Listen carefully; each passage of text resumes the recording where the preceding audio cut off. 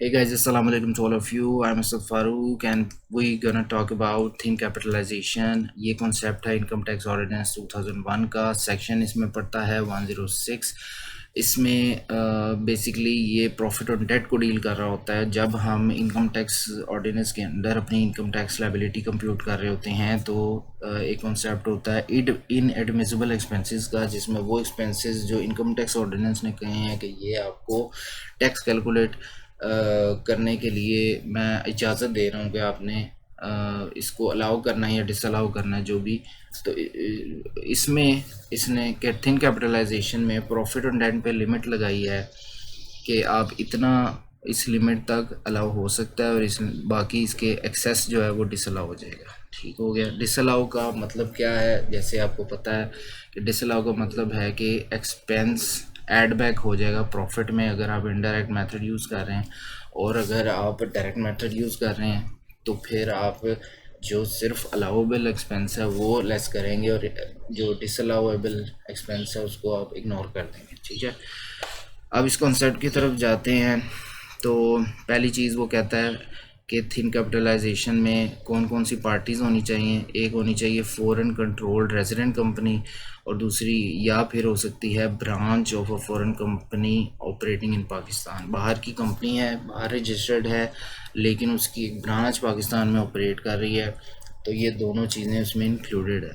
अब हम इसमें अगर पूरा कॉन्सेप्ट पढ़ लें तो इस चीज़ को मैं बाद में समझाता हूँ एग्जांपल्स के साथ। हम पहले पढ़ लेते हैं फॉरेन कंट्रोल रेजिडेंट कंपनी क्या होती है। फॉरेन कंट्रोल रेजिडेंट कंपनी का मतलब है ये पहले तो रेजिडेंट होनी चाहिए, दूसरे नंबर पर 50% अबव 50% या इससे ज़्यादा जो शेयर है वो owned by a foreign company होनी चाहिए। ठीक है, नॉन रेजिडेंट कंपनी होनी चाहिए, चाहे वो सारे शेयर्स 50% या इससे ज़्यादा शेयर्स उसने खुद ओन किए हों या फिर उसके एसोसिएट्स के थ्रू भी ओनरशिप आ सकती है। ठीक है, मतलब एक कंपनी यूके में बैठी हुई है, उसके कुछ एसोसिएटेड कंपनी लेट से बांग्लादेश में है। अब बांग्लादेश जो या यूके में भी है, कहीं पे भी है, हमारे लिए वो नॉन रेजिडेंट है। तो वो चाहे बांग्लादेश वाली कंपनी हमें हमारी कंपनी के 50% शेयर्स या इससे ज़्यादा ओन करती हो, या फिर बाहर की जो यूके की कंपनी मेन कंपनी है वो करती हो, तो जो यूके की कंपनी है that will be the foreign controller of our resident company. ठीक हो गया।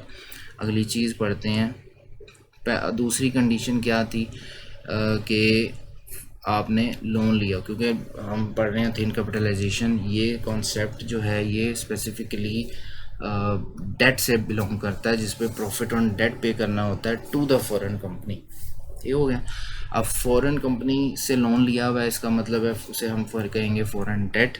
अब उसमें उसने अगर हम मज़ीद जो हमारे इनकम टैक्स ऑर्डिनेंस में बात की गई है उसको समझ लें, तो उससे पहले मैं आपको एक पिक्टोरियल डायग्राम के थ्रू ये कॉन्सेप्ट समझाता हूँ। ये ए लिमिटेड है, एक कंपनी जो कि है नॉन रेजिडेंट फॉरेन कंट्रोलर और इट्स एसोसिएट। ठीक है, मतलब फॉरेन कंट्रोलर जो मैंने कहा यूके में बैठा है, कहीं पे भी बैठा है, नॉन रेजिडेंट होना चाहिए, फिर उसकी 50% अबव जो शेयर कैपिटल ओन्ड होना चाहिए।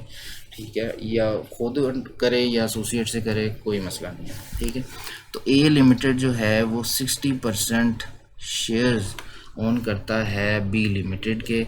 इसका मतलब है बी लिमिटेड कौन है, ये है फॉरेन कंट्रोल रेजिडेंट कंपनी के। मतलब पहली चीज़ है कि रेजिडेंट कंपनी है, दूसरी चीज़ है कि इसे ओन किया हुआ है फॉरेन कंपनी ने, खुद किया हुआ है या एसोसिएट के थ्रू किया हुआ है, नो मैटर। ठीक हो गया। आगे चलते हैं। फॉरेन डेट की हम बात कर रहे हैं, तो ये तो कॉन्सेप्ट हो गया दोनों चीज़ें। इसमें अब जो ए है इसने बी के 60% शेयर्स लिए हुए हैं, और जो लोन दिया हुआ है, मतलब जो पाकिस्तान के अंदर कंपनी है उसको लोन दिया हुआ है किसने, फॉरेन कंपनी ने। Loan given to be limited. Okay, ये दो सिनेरियोज हैं ए और बी। हम पहले ए डिस्कस कर चुके हैं वैसे तो, कि ए ने बी को लोन दिया हुआ है, सिंपल। दूसरा कॉन्सेप्ट क्या है बी के ए ने एक कंपनी है जो ना एक ही एसोसिएट है, मतलब कि जो बाहर फॉरेन कंपनी है उसकी ना वो खुद कंपनी है ना उसकी एसोसिएट है, एक बिल्कुल डिफरेंट कंपनी है, लेकिन उसने लोन लिया हुआ है, उस जो फॉरेन कंपनी है ना उससे लोन लिया हुआ है, ठीक है, लेट से 100 रुपये का लोन लिया हुआ है। तो जो कंपनी है ना, जो फॉरेन कंट्रोलर नहीं है, डिफरेंट कंपनी है बिल्कुल, वो भी नॉन रेजिडेंट होनी चाहिए। लेट से अब इंडिया में एक कंपनी बैठी हुई है जो ना तो एसोसिएट है ए लिमिटेड की, ठीक है, और ना वो फॉरेन कंट्रोलर है बी लिमिटेड की, बिल्कुल सेपरेट कंपनी है, लेकिन उसने बी लिमिटेड को लोन दिया हुआ है, ठीक हो गया, ये बी लिमिटेड को लोन दिया, मतलब इनडायरेक्टली ए, हम समझेंगे कि ए ने बी को लोन ही दिया है, बेसिकली कॉन्सेप्ट ये है। तो ये बी है, तो इसे हम क्या कहेंगे जी, फॉरेन डेट। ये फॉरेन डेट की डेफिनेशन थी। अब आगे इसकी डेफिनेशंस पे चलते हैं। वही बात इसने लिखी हुई है, जो बैलेंस आउटस्टैंडिंग है, कौन सा, टू द फॉरेन कंट्रोलर और नॉन रेजिडेंट एसोसिएट्स, मतलब नॉन रेजिडेंट एसोसिएट्स या फॉरेन कंट्रोलर ने लोन दिया हुआ है। अब वो लोन की क्या कैटेगराइजेशन होनी चाहिए, पहली चीज़ वो कहता है कि उस पर प्रॉफिट ऑन डेट पे होगा, दूसरी वो चाहता है कि वो जो प्रॉफिट ऑन डेट है वो टैक्स ट्रीटी या किसी भी तरीके से वो प्रॉफिट ऑन डेट एग्जाम्प्ट होना चाहिए, ठीक है, मतलब कि जो पाकिस्तान वाली कंपनी है जब प्रॉफिट ऑन डेट पे करेगी अपने फॉरेन कंट्रोलर को, तो वो जो फॉरेन कंट्रोलर है उसका पाकिस्तान के साथ tax treaty country to country tax treaties होती हैं, तो वो उस टैक्स ट्रीटी में एग्जाम्पशन होगी प्रॉफिट ऑन डेट की। दूसरी, या तो एग्जाम्पशन होगी या फिर कम रेट चार्ज होगा, मतलब हमारे इनकम टैक्स ऑर्डिनेंस में अगर उसका रेट और प्रॉफिट रेट वैसे नॉर्मल मार्केट रेट है 12%, लेकिन आपने जो है मार्कअप चार्ज किया हुआ है 10% पे, तो वो that will be considered as foreign debt, ठीक हो गया। दूसरी चीज़ वो कहता है कि वही बैलेंस आउटस्टैंडिंग है foreign controller other than foreign controller और एसोसिएट ऑफ फॉरेन कंट्रोलर, ठीक है, मतलब ये वाला जो मैंने कॉन्सेप्ट बताया है, ये सी लिमिटेड वाला ये कॉन्सेप्ट है, ए बी, और दूसरा कॉन्सेप्ट है ये। आगे चलते हैं। फॉरेन इक्विटी क्या होती है? फॉरेन इक्विटी का मतलब है जी के in relation to a foreign controlled resident company and foreign controlled taxpayer, ठीक है, इसका मैं आसानी से आपको ये पहले ये समझाता हूँ कि फॉरेन इक्विटी क्या होती है। फॉरेन इक्विटी हम कैलकुलेट करेंगे फॉरेन जो रेजिडेंट कंपनी है ना, पाकिस्तान में जो कंपनी है फॉरेन कंट्रोल रेजिडेंट कंपनी जिसे हम कहते हैं, हम उसके अकाउंट्स लेंगे और उससे हम ये चीज़ें अपने एडलेस करेंगे, तो वो हम equity of the foreign company की तरफ पहुंच जाएंगे। ये फार्मूला दिया हुआ है हमारे इनकम टैक्स ऑर्डिनेंस ने, क्या है कि ये जो फॉरेन कंट्रोल रेजिडेंट कंपनी है उसका पेड अप कैपिटल का ओपनिंग बैलेंस आपने लेना है, ठीक है, उसमें अगर एक्यूमुलेटेड प्रॉफिट है तो वो प्रॉफिट ऐड कर देना है, अगर लॉस है तो लेस कर देना है, ये भी ओपनिंग। शेयर प्रीमियम है, ये भी फॉरेन कंट्रोल रेजिडेंट कंपनी का है, इसका ओपनिंग बैलेंस वो आपने ऐड कर देना है, और एज रिवैल्यूएशन सरप्लस है या लॉस है जो भी है वो फॉरेन कंट्रोल रेजिडेंट कंपनी की बात हो रही है, ओपनिंग बैलेंस लेंगे, ऐड भी हो सकता है लेस भी हो सकता है। फिर इसमें से वो कहता है कि आप क्या करें कि अगर ऐसा है कि रेजिडेंट कंपनी ने नॉन रेजिडेंट कंपनी से लोन तो लिया हुआ, वो तो एक बात हो गई, लेकिन कोई अगर लोन ऐसा है जो रेजिडेंट कंपनी ने फॉरेन कंपनी को या उसकी किसी एसोसिएट को थोड़ा बहुत कुछ लोन दिया हुआ है किसी वाले से, वो आपने लेस कर लेना है, ठीक है। जब आप लेस कर लेंगे तो ये जो अमाउंट आएगी ये होगी इक्विटी ऑफ फॉरेन कंपनी और एसोसिएट, मतलब फॉरेन कंट्रोलर की इक्विटी हो जाएगी, ये इक्विटी की डेफिनेशन है। अगर आगे एक एग्जांपल से हम बात करें कि अब वो क्या कह रहा है, टैक्सेशन क्या है, तो ये एग्जांपल है कि एक कैप्सूल पीएलसी एक लिमिटेड कंपनी, बल्कि इसको मैं आपको एक डायग्राम के थ्रू समझाता हूँ। वो ये डायग्राम है,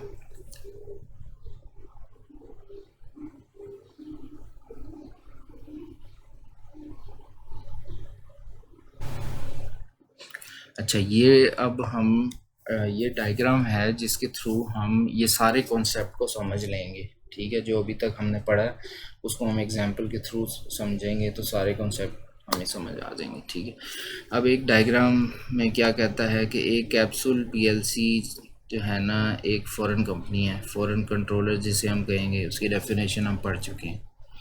उसने 60% शेयर्स एक्वायर किए हुए हैं पीपीएल के। पीपीएल क्या है? Foreign control resident company. ठीक है, तो साथ उसने इक्विटी बताई हुई है कि ओपनिंग बैलेंस जो पीपीएल का ओपनिंग बैलेंस है इक्विटी का, वो है 4 मिलियन। इक्विटी मतलब share capital, paid up share capital. अच्छा, कैप्सूल लिमिटेड जो कि फॉरेन कंट्रोलर है, उसने पीपीएल लिमिटेड को लोन दिया हुआ है कितना? 8.5 मिलियन। ठीक हो गया, और उस पर प्रॉफिट ऑन डेट बनता है 1.02 मिलियन। ठीक है, जो कि एग्जाम्प्ट भी है। ठीक है, सारी कंडीशंस पूरी हो गई हैं कि इसमें हमने पढ़ी थी यहाँ पे फॉरेन डेट में पढ़ी थी कि एक तो प्रॉफिट ऑन डेट पेबल होना चाहिए, दूसरा वो एग्जाम्प्ट होना चाहिए, तीसरा या तो लोअर रेट। हम एग्जाम्प्ट वाले पोर्शन में हैं। ठीक है, और फिर हमने पढ़ा जी 50% से ज़्यादा ओनरशिप होनी चाहिए, नॉन रेजिडेंट होना चाहिए, वो भी उसमें पूरी हो रही है। फिर हमने पढ़ा कि फॉरेन कंट्रोल रेजिडेंट कंपनी होनी चाहिए। ठीक है, ब्रांच वाला नहीं अभी कॉन्सेप्ट आया। अब हम ये वाला पोर्शन पढ़ सकते हैं कि G has a foreign debt to foreign equity ratio in excess of 3:1 at any time during the year. मतलब सिंपल अल्फाज में ऐसा है कि जो फॉरेन इक्विटी है जो अभी हमने पढ़ी है कैसे निकालनी है, वो फॉरेन इक्विटी को आप 3 से मल्टीप्लाई कर दें तो जितनी अमाउंट बनेगी वो उतनी अमाउंट पे मार्कअप अलाउ करेगा, उसके बाद नहीं करेगा। अब इस चीज़ को हम एग्जांपल से डिस्कस करते हैं। ये थी ना एग्जांपल। अब इस पे चलते हैं सॉल्यूशन पे कि ओपनिंग इक्विटी कितनी थी, ये लिखा हुआ है 4 मिलियन। ओपनिंग इक्विटी कितनी थी? 4 million. Proportionate share of non resident. अच्छा, अब यहाँ क्योंकि सिंपल एग्जांपल है, अब ये लेट से ओपनिंग इक्विटी दी हुई है, अगर इसमें हमें जो है जो हमने अभी पढ़ा है उसमें उसने एक्यूमुलेटेड लॉस दिया होता, या फिर उसने शेयर प्रीमियम दिया होता, या फिर उसने रिवैल्यूएशन सरप्लस दिया होता, या फिर डेट फ्रॉम एफसीआरसी दिया होता, तो हम क्या करते, ये अमाउंट उसमें से लेस कर लेते। ठीक है, और लेस या ऐड जो भी है करके हम इक्विटी पे पहुंचते। अब क्योंकि उसने दिया ही सिर्फ क्या है, पेड अप कैपिटल दिया हुआ है, तो हम क्या करेंगे कि इसी को समझेंगे कि ये इक्विटी है, opening equity of foreign controlled resident company.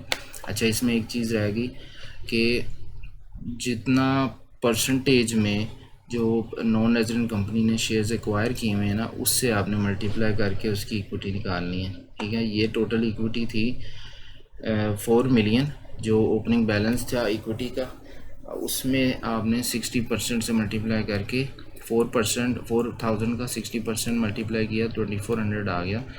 अब ये है आपकी जो रेजिडेंट कंपनी में नॉन रेजिडेंट कंपनी का जो शेयर्स हैं, टोटल इक्विटी है वो ये है। ठीक हो गया। अब हमने आगे क्या पढ़ा था पहली स्लाइड में कि उसका 3:1 रेशो होनी चाहिए, मतलब 3 टाइम्स। अब वापस चलते हैं, हमने क्या किया, हमने फॉरेन कंपनी फॉरेन कंट्रोलर का जो इक्विटी है वो पोर्शन निकाल लिया, उसको आपने 3 टाइम से मल्टीप्लाई कर दी। 2.4 मतलब 2400 को हमें मल्टीप्लाई कर दिया 3 से, तो ये आ गया आंसर। ठीक हो गया। इस अब ये जो 7200 आया है, ये वो कहता है कि 7200 तक जो आपका मार्कअप बनेगा वो ये लोन की अमाउंट है। 7200 तक का जो लोन है उस पे जो मार्कअप बनेगा वो अलाउ होगा, उससे ज़्यादा जो होगा वो डिसअलाउ हो जाएगा। इसकी एग्जांपल नीचे कंप्लीट हुई है। ये लोन था क्वेश्चन के मुताबिक, ये देखें ये लोन था, ये इस पे मार्कअप था, तो ये लोन है, ये इस पे मार्कअप है।